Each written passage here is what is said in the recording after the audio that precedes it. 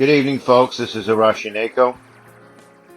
First of all, I want to thank the support that I've gotten from the TCAP community as I start my fledgling channel with a couple of bad recordings and general rant videos, and the response has been great. I can tell you that I've been on groups on Facebook where all I'm saying is an opinion, and this wasn't a political opinion. This would be about a mundane hobby, and all of a sudden they want to start talking about my mother. That's the Facebook community.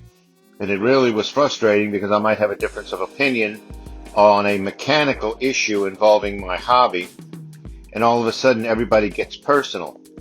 I guess I kind of understand that with religion and politics. That's why I don't talk about religion and politics with people outside of a very close circle.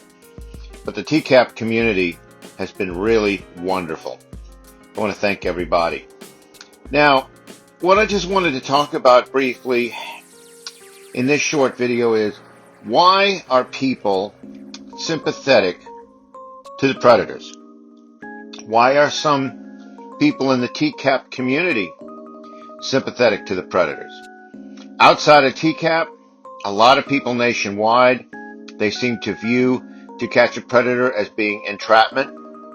In other words, well, these people wouldn't have offended, but you encouraged them to offend, and therefore they did.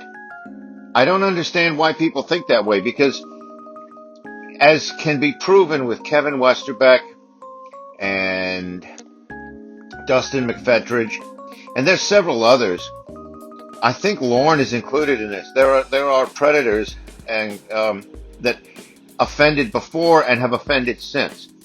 And when I use that term offended, I mean they either tried to meet other young girls on a chat room, or they actually went and tried to rape children, underage kids, and they got arrested for it.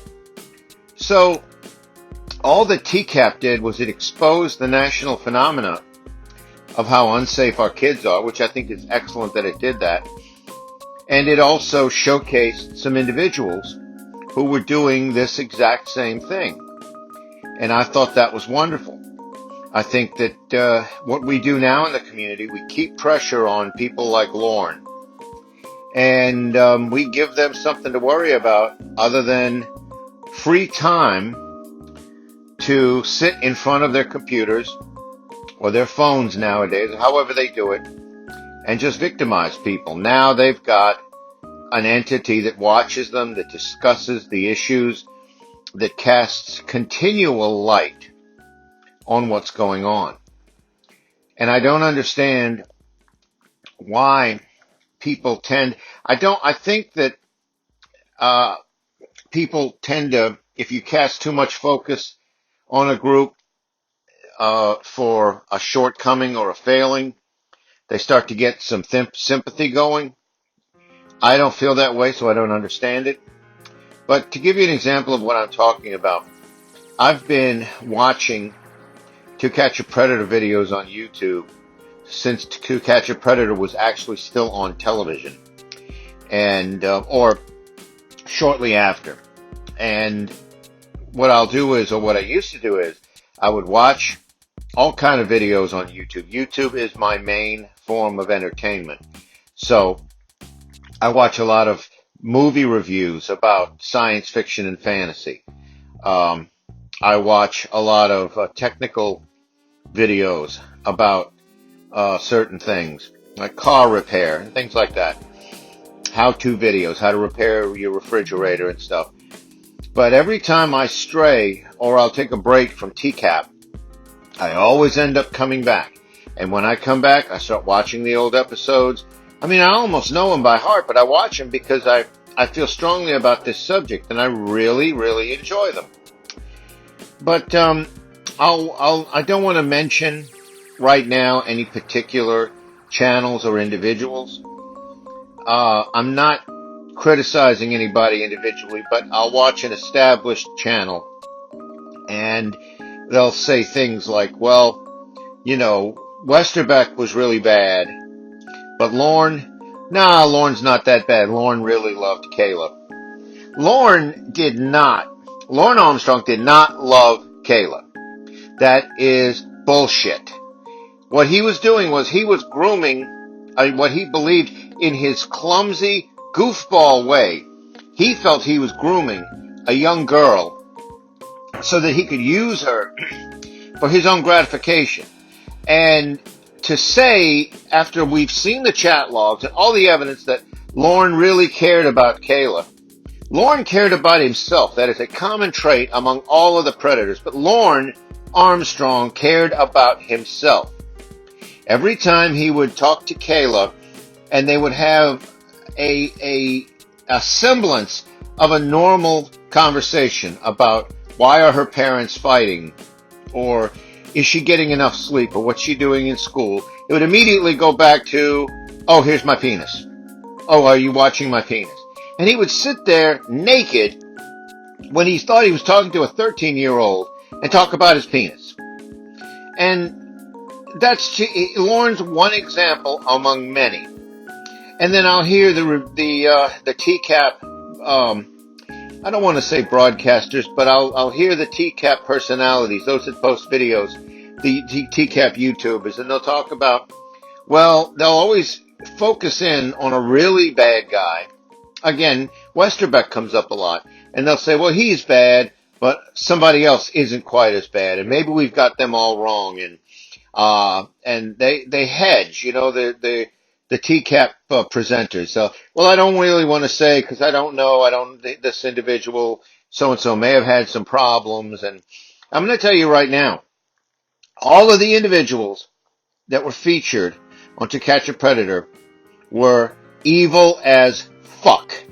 They do not deserve, those of them, some of them are dead.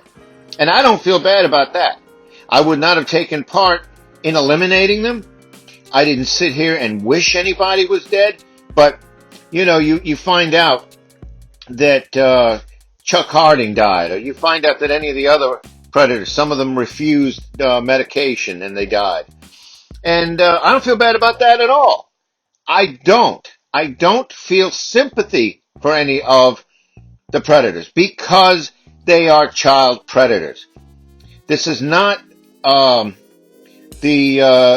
prisoners from Les Miserables. I don't know anything about Les Miserables, but I do know that the title character, what was it, Jean Valjean or something? And honestly, I don't know. But somebody was stealing bread for his family and got busted by the police and sent to prison for it. We are not talking about that. I don't understand why people will show sympathy. I've seen sympathy for Jeff Stacy. Now, Jeff Stacy, he wouldn't have done anything. Jeff Stacy was such like a nerd or a geek or an idiot. He would have got there and then run away if there was a real woman there. Don't you believe it? People like Jeff Stacy, people like Dustin McFetridge, any of the predators who seem a little nerdy or you think were not capable of committing an evil act, you're lying to yourself. I don't know, some misguided attempt to be a nice person and to look at both sides and to be fair. You're missing the point. These individuals were trying to impose their will on children. They were trying to impose their will on somebody, a person, vulnerable, weaker mentally, and weaker physically than themselves.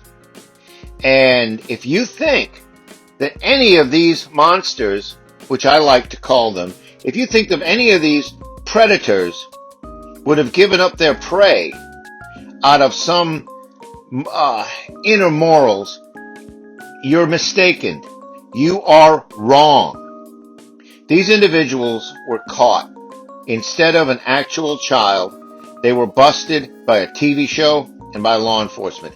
This should be celebrated, and this should be encouraged.